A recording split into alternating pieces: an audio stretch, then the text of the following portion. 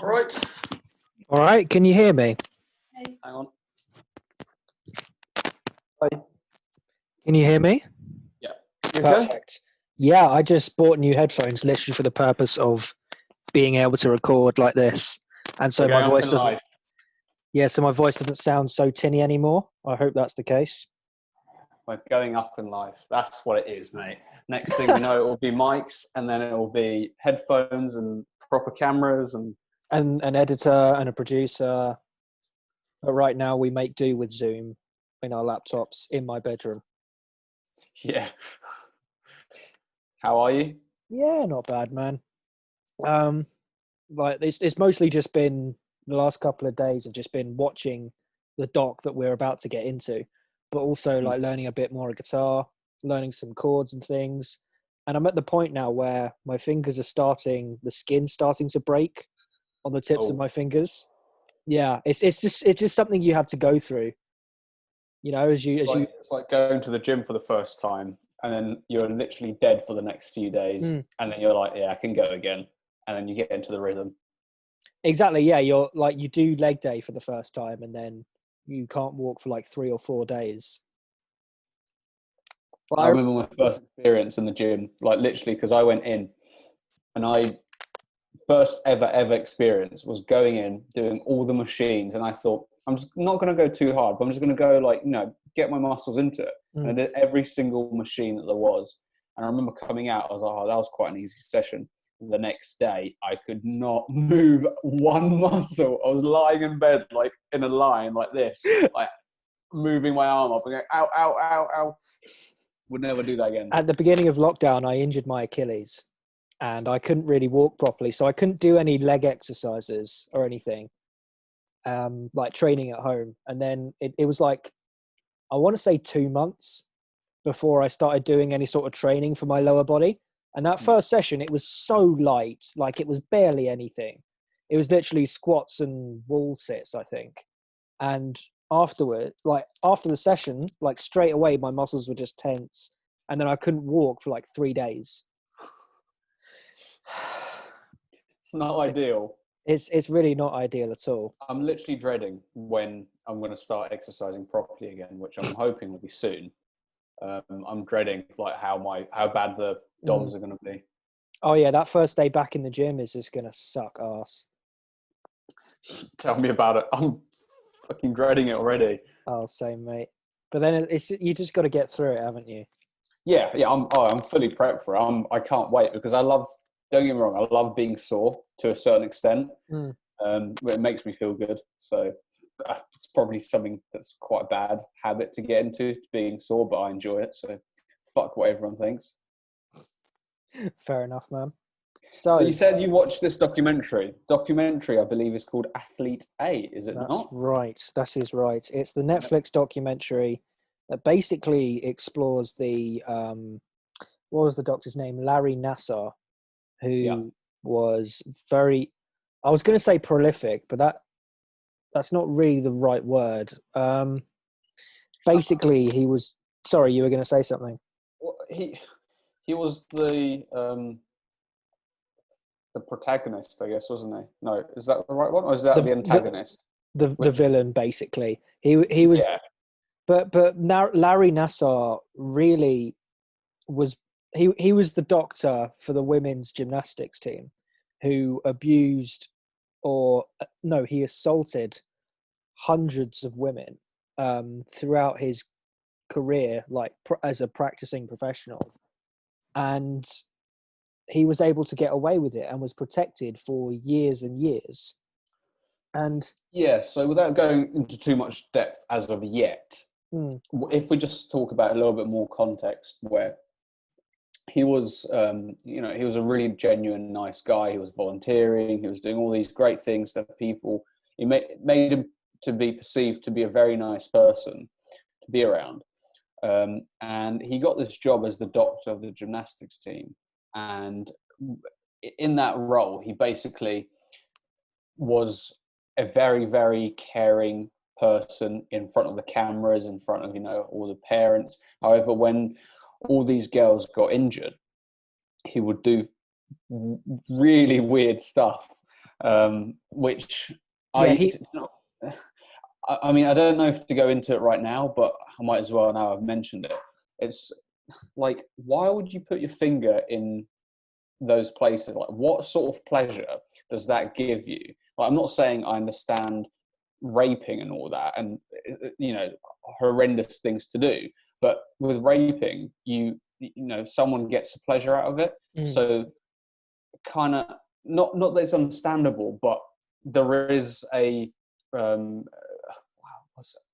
I don't want to word it in a way that makes me back raping, because I'm not doing that in whatever way you're trying whatsoever. to understand the psychology of someone who does rape, which is that right?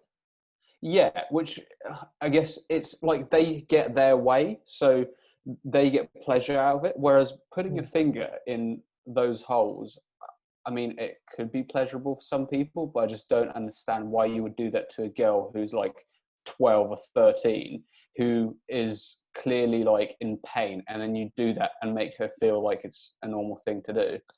I think it comes to really a power thing and a control thing, because he must have known that he was protected by US gymnastics. Or what was the president's name? Steve Penny. Penny, yeah. Steve Penny. He must have known that in some capacity he was protected by him and by the system as well. Because remember, there were victims dating back to the 90s. And those victims were all coming forward in the 90s. And they were dismissed as hearsay. Now, just before the pod, I was looking up what hearsay means. And it basically means that it's dismissed as a rumor or as an uncredible allegation, basically. So it's basically dismissed as a lie. And that's how these types of cases were dealt with back then. And the only difference really that I can see is that now with Me Too and everything, people coming forward with those kinds of allegations are taken a lot more seriously and are dealt with properly, which is, I can only see that as a good thing, really. Yeah, definitely. I think what shocked me the most was how, as you've said, those allegations were almost like brushed aside and were told that they were lies and there was nothing to it. However, you make an allegation like that nowadays, and I think that just shows how much progression there has been, where you would have the police authorities looking into these things. You would like to hope anyway, and it just worries me, I guess, to an extent, of how bad things used to be.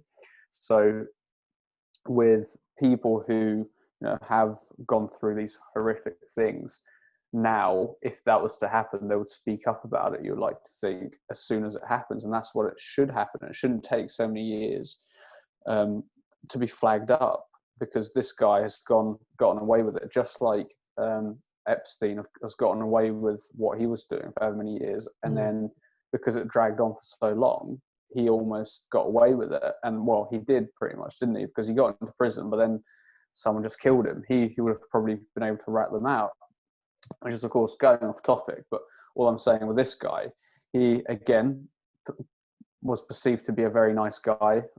He was giving them food and all these like treats and candy, and it was like their nice person getaway. And it was almost like, oh, if you come to me, you will get good stuff. And that was where he was that shady character, where that was where he built trust with them. Yeah, and completely took it apart. Oh, absolutely. But I think the thing that really enabled him, the thing that I found quite interesting, was that USA Gymnastics, they brought over Romanian coaches who were successful in the 70s. And basically they ruled like in the political sense as well, they ruled through fear. So you had to comply with everything they did, and they were very, very harsh and very abusive to all of the girls that competed. And bear in mind, these are teenagers as well, so they're very easy to manipulate in that sense, by holding this dream over them and saying, if you want to achieve this, you will jump through this hoop, and you will take this abuse, and you will basically suffer through all of this shit we're going to give you. And so in all of that shit environment, you've got Larry Nassar, who is a very nice guy and is the only adult who is nice to them. You know, that's how he was able to build that trust and how he was able to exploit it ultimately. Yeah, absolutely. And like you said, it's that fear where the USSR used to use it, and it's a communist regime really, with what the Chinese do now. And some of the stories that I've heard from my mum, because she was doing gymnastics when she was young. Of course, my parents grew up in the USSR, the ex-USSR. And my granddad got to quite a high level in gymnastics, and for him it was a normality to be really disciplined. And when we've gone to the beach together, he doesn't hit me or anything, but like I would do a pull up and then I would lift up my legs. I don't know any of the gymnastics terminology, but I'm sure people, if they would be listening to this, they would know.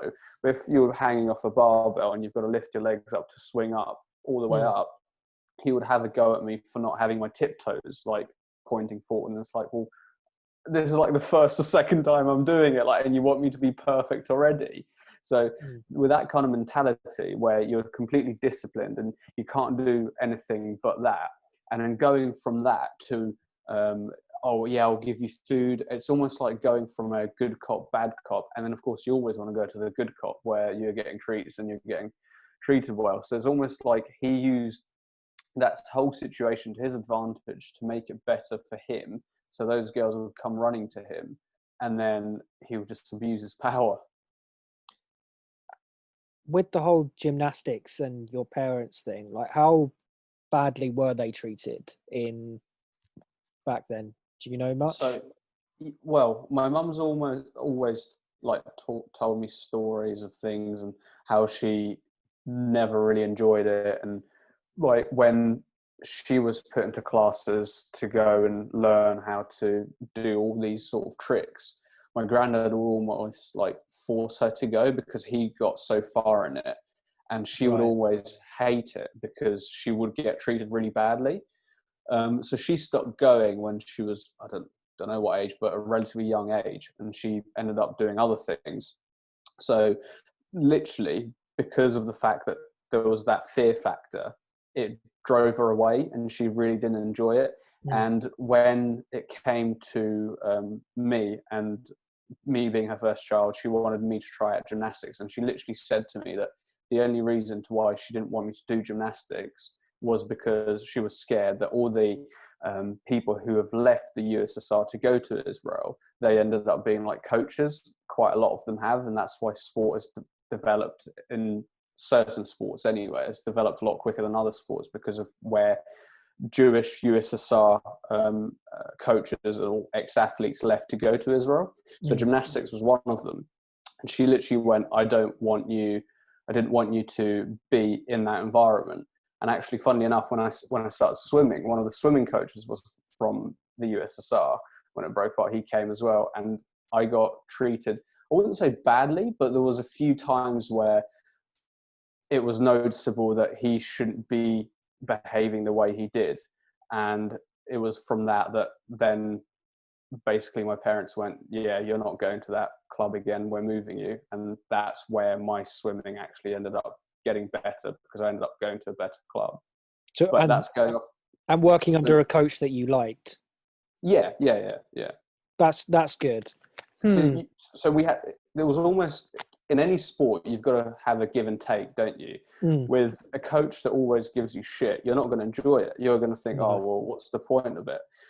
Whereas with a coach that can criticize you constructively, but also give you positive points on what you're doing well, you're always going to try and reach, of course, to the positive points, but you are going to have those constructive criticisms where you're going to have to go through to find your trial and error, where that's where you're going to continue pushing your development. So I think with that kind of mentality, it's almost like those like you've mentioned, it's that power that they are the ones in charge, and they will tell you what to do because they're the masters. So they know the best, and you're going to learn from them. And if you don't do it well, you're going to get beaten the shit out of, potentially. I mean, God forbid that does happen nowadays, but I'm sure it does in the likes of China and whatnot. And where, you know, you see, like you were saying, that they start teaching kids from the age of like 2 and 3, which is quite scary. Exactly. And, you know, there's another angle to this as well, which is that when you're thinking about in the context of the Soviet Union and the Eastern Bloc, because I when they mentioned that they imposed this kind of very harsh Soviet era style of coaching onto them, it made me think as well of, because I'm quite into weightlifting. It made me think of the Bulgarian weightlifting system where they would be lifting maximally every single day, like 2 or 3 times a day, which is not good at all. Like, you think about the number of injuries that you can rack up because of that. And, you know, that's, when you think about it, you can understand why the coaches are able to get away with that, because these athletes have to do it in order to get out of the shit situation that they live in. If they want to get into at least a decent level of living, correct me if I'm wrong, then they would have to comply, because this is their job, this is their only way out. Yeah, I completely agree with you. And I think there's an aspect of vulnerability as well, where you are told that the coach knows it more than you. So you go and you listen to the coach, and you don't know any other way, especially as a child. If you get hit, you perceive yourself to be in the wrong, because that's what you don't know anything else. So that's what you think is right. And if you go along with that, it's like you can get away with anything. And I think it's that kind of mentality where you're not really brought up to think freely like you are in the West, assumably. Things are done in a more humane way than there's people in power, and then you have to listen to them. And you can't question it, because you just have to get on with what they say, and their way is the only way. Yeah. And you really saw this was personified within the US gymnastics team perfectly. They showed that video of, I think it was the 2000 Olympics. There was one girl who was doing some kind of vault. I can't remember exactly what it was. And she'd been training on an injury the whole time. She landed and she injured her ankle really badly. She was really struggling to walk. And she had to get up and do it again. And she didn't have a choice at all, because that was the fear level that these coaches instilled in them. And she did it again, and I don't know exactly what the injury was, but she could not stand on that leg at all. Have you seen the film The Water Boy? No, I haven't. So do you know my saying when I'm trying to motivate people? Like, we've had it with a swim team, and I went, "You can do it." Yeah. It was literally what her coach said. He literally went and said, "You can do it." She's literally almost like, she could have potentially broken her ankle, and you're just telling her you can do it. Like, what the fuck? Exactly. It's just, yeah.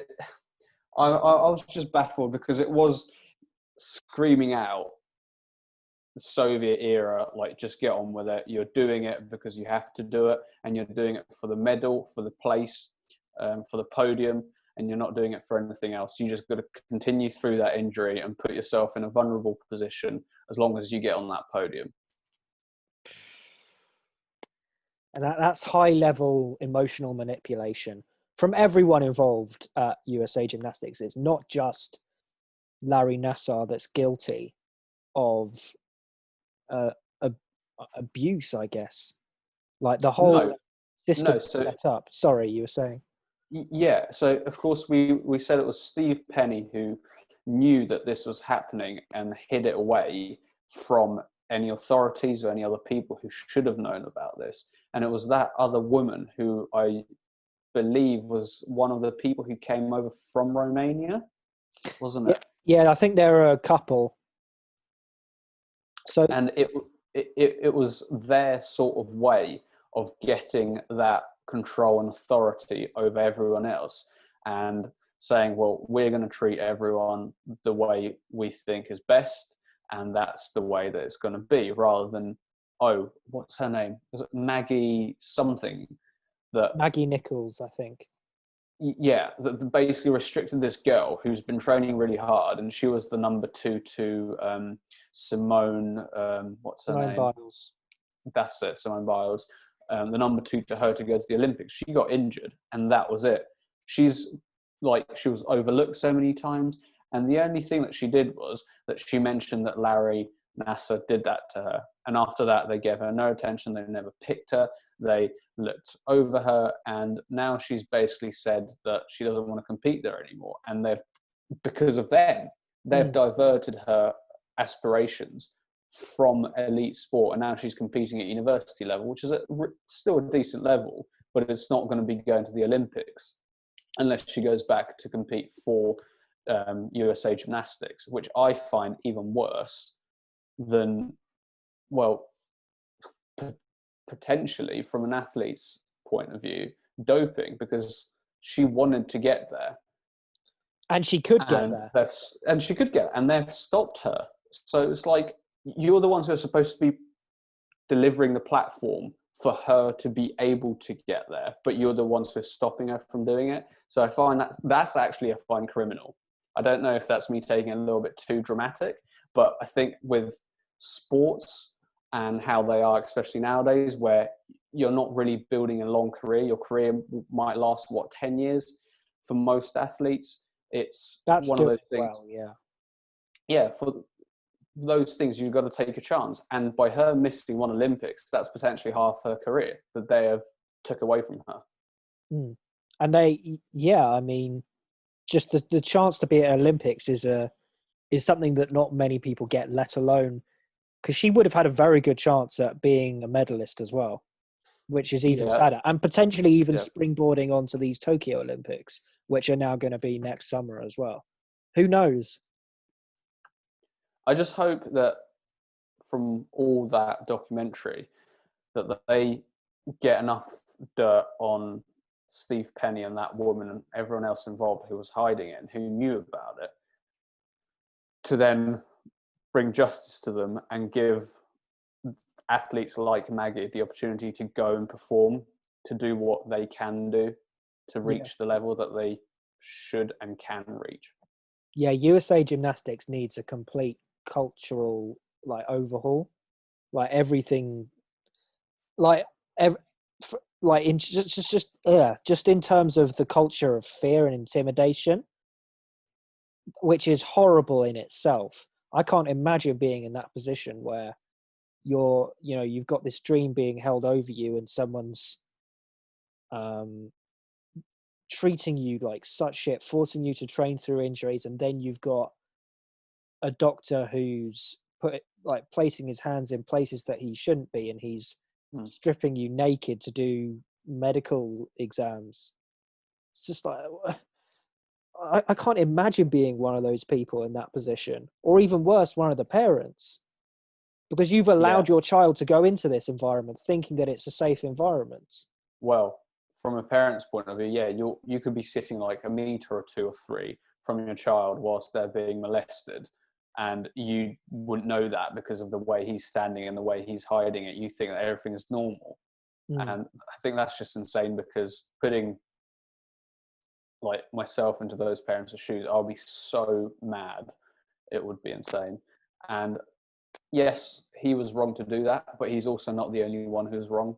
So I think that investigation, I don't know much about going further than that documentary, but I also feel like it shouldn't be the end. It should only be the start, just like with the Epstein one. I'm sure for sure. So many other people involved that have been hiding it away. I mean, they've proven already that when you get a report of abuse from a coach or person in a position of care, I think, in the state of Indianapolis or Texas, where they were, you have to report it to authorities straight away, and they didn't. They sat on it ages and ages and ages. They broke the law, so they have to go to prison. But did you see when he went to give his what's it called in America? The congressional hearing. Yeah, So he literally just used this Fifth Amendment right for every Yeah. single answer. And that's where like I was sitting there and I almost flipped the table. It's like, why the hell did you turn up if you're just going to say that for every single question? Well, because I guess I don't know exactly how US law works, but you'll get I think you get something called a subpoena where you have to appear. So if you don't appear, then they could take you to jail or something. I might be completely wrong on that. I really don't know much about US law, so I couldn't even answer No. back to that. I don't know. I mean, we barely know British law, so. But the point, but there have been cases where somebody invoking their Fifth Amendment right, which is basically where they don't have to answer the question. They say that I'm just not going to say anything. It's like saying no comments in a press conference. Yeah. People have been convicted on the grounds of them saying they invoke the Fifth because that was basically an admission of guilt. Yeah. And that's how it appears, to say the least, because if you're saying that, you don't want to be lying because what you're going to answer, is going to make you look guilty, or you say the truth and you are guilty. Yeah. And if you've got credible evidence to say that you did the right thing, then you would present that credible evidence. Yeah, I mean, I don't really know what to say to that, because that really, really annoyed me, to say the least. It angers me so much. But at the same time, would it have been worse if he'd tried to make up some kind of bullshit excuse and say, oh no, I definitely was doing the right thing? Would that have been worse, do you think? That's a good question, actually, because I think that would be him just creating a bit of entertainment, no?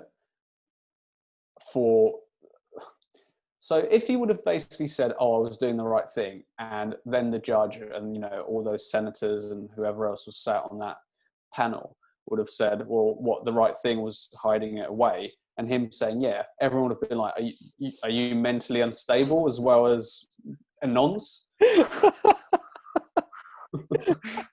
So do you see what I mean? It would have been a bit entertaining if he said that, because it's clearly not the right thing to say. And he couldn't lie, because if he would have been found out to lie, he would have definitely been put in jail straight away. And he probably would have got a worse sentence as well off the back of that. So, sorry, I just like your quote, are you mentally unstable? That's brilliant. Yeah, what else did you think about the doc? It scares me, because well, for me anyway, we saw the Epstein one a few weeks ago, and I thought, oh geez, like that's really bad that's happened, and it's really, really annoying that that guy's dead now, and it's going to be even harder to go and find new leads and just continue on the investigation, even if they're going to be able to continue it. And you just think, in sports, people wouldn't do that. I don't know. Maybe it's just me being too trustworthy of people, and it's just one of those things that I thankfully haven't experienced anything bad. So I think, oh, nothing else will happen. But of course, seeing that, it made me think that I'm living a bubble, and that I'm extremely lucky not to have experienced anything like that, be it I'm a bloke as well. So, I'm not saying that wouldn't have happened, because I'm in England. Even that happens with football clubs, and how much stuff there's been going on with nonce coaches and whatnot. Oh yeah, because there were coaches at what were the teams? Was it Sunderland? There was loads. There was so many. Like if you look 30 years ago, there was like pretty much nonce coaches in any club. And clubs have had to come out with statements saying that all these coaches have no affiliation to them now, and they're very sorry for their behaviour. They didn't realise that their behaviour was like that. And it's like, well, I get it that the clubs would do that, because there's not really much they can do nowadays. But the duty of care has come a long way, I guess. Like in part of coaching courses, you get through all sorts of lectures on it and what you have to do and all that sort of thing. And I'm sure different clubs have different policies, which are pretty much parallel to each other on what the procedures are. So it has come a long way, but also it's very scary to think that there is more in other sports like football in England. I'm sure there's loads of other examples as well. And that's only touching the tip of the iceberg, which is what scares me. Mm. Yeah, because I remember, as well as the football, we were hearing allegations within British swimming as well of abusive coaches. And, you know, as two guys who've been swimmers ourselves, obviously I'm not saying that we would have got anywhere near to that kind of level, but to think that we could potentially know people who have been in an environment where they've not been treated very well, or that we could eventually, if I end up having children in the future, that I could have a child that I say is okay to go into that environment. That's a very troubling thought for me. That's it, isn't it? I think it's putting yourself in those kind of shoes, and you kind of think, geez, I don't know how I'd react, and I don't want to think about it. But if it comes down to it, it's like, well, what do? There's not much you can do. You don't really have much power but to say it to the police. And what are they going to do if they don't feel like looking at it? Well, if they don't feel like going into it, I would be so fucked off. Yeah, but unless you're a member of parliament, what can you do? Unless you're a really powerful business person who's got a voice and has got so many people listening. In a position of power in general. Like, what could you do? Yeah, that's what I meant more like. But in a position of power where you've got people who will listen to you, what can you do? Yeah, it's very sad and it's very troubling. So on going back to your question where you said, what do I think about it? I just hope that all these things get exposed, and I hope that they are being taken care of by the right authorities and people are dealing with these issues more so than they were 30 years ago or historically. I have to say that watching the Epstein doc, this, and knowing what we know about Icarus and the corruption within FIFA, it really makes me question everything that we kind of like, that we enjoy. Like, what is the reason for this? Well, I've got a good quote for you actually. On my first lecture at uni in first year, where I met my lecturer and turned up, and he literally asked everyone, it's like, put your hands up if you like watching sport. And of course, with a sports related degree, everyone put their hands up. And he goes, right, okay, well, in about 2.5, 3 years time, you're all going to hate it because we're going to learn about stuff that you haven't learnt before. And I'm going to expose you to so many different things that are really bad. And we kind of went, oh, what? That's bullshit. We're not going to hate sport, and we're not going to question it and all that stuff. So I think what we're doing now, we're having all these conversations about things, and we're starting to get to the point where we're starting to question things and why we like them, which of course is good. It's good to question things and all that sort of thing, but also we like elite sport, I feel, and we like watching that for entertainment. We like taking part in recreational sport at best, I would say. So we're not going and doing drugs. We're not going and trying to drugs. I mean, like performance enhancing drugs, PEDs. Not. I mean, I don't know what you're up to, but.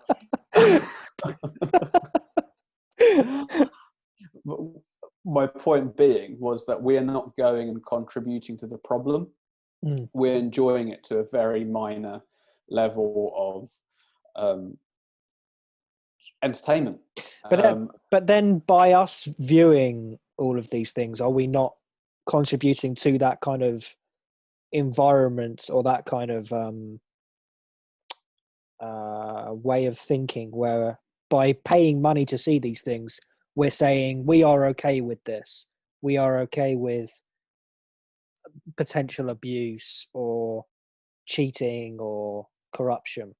Yeah, I think we're definitely, well, as consumers, we would be adding to the problem. But then again, I don't really have a solution to how to overcome it, because I watch football, I would watch swimming, and that's about it. Like those two I would watch religiously. Anything else, even swimming, I'd miss out on a load of competitions with all the ISL competitions that have started up, because it's not in a set time where it's a new competition starting up. I haven't been able to watch that.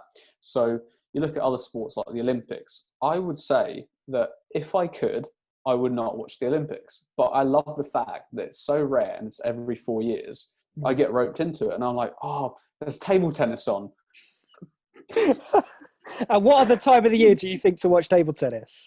Exactly. It's like, well, never thought I'd like to watch table tennis when you can't even see the ball they play with it so quickly. But I enjoy watching it at the Olympics. Exactly, yeah. It's the Olympics, so I guess I'll watch it. Yeah, and it's that kind of problem where I'm being a consumer. So there's a TV company that paid the rights for it, which I'm potentially paying to watch them. And then that's where it's adding to the problem of people are going to, or athletes are going to do anything and everything to win so they can get a career out of it. And so they can get the rewards out of it. And then that creates the problem of corruption, where other people will pay others for game fixing and match fixing and result fixing and all that. And it's almost like a chain reaction where you open up a possibility of bad things happening. And from there on, it's really, I think if we try not to go into too much depth, it's the human beings that make it be like that. As in the athletes? As in anyone involved in sport trying to make themselves be better and... Right, yeah. Do you see what I mean? Yeah, we all buy into sport because of this ideal of improvement, of constant improvement, right? Constant improvement, whether it's financially gaining from it, whether it's becoming stronger, faster, or just fitter in general. Fitter, yeah, just getting on that podium and winning. And it constitutes to many other problems that people will do anything to win and earn money, which, of course, what I'm trying to explain is that part of the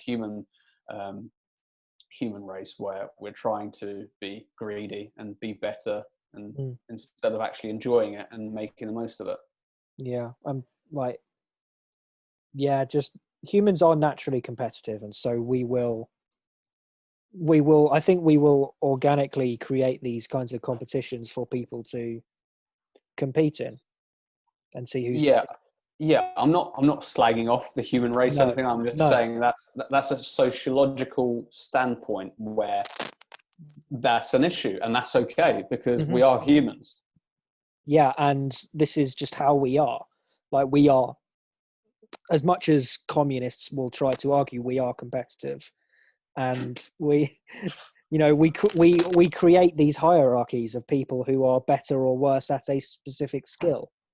It's something that we do. Yeah, and I think on that note, let's not divert to communism. Let's continue trying to thrive on this pod and make it like a proper competitive environment. So thank you for everyone for listening, and join us on our next pod on Friday as normal. Yes, thank you very much, and we'll see you next time. Cheers. Bye.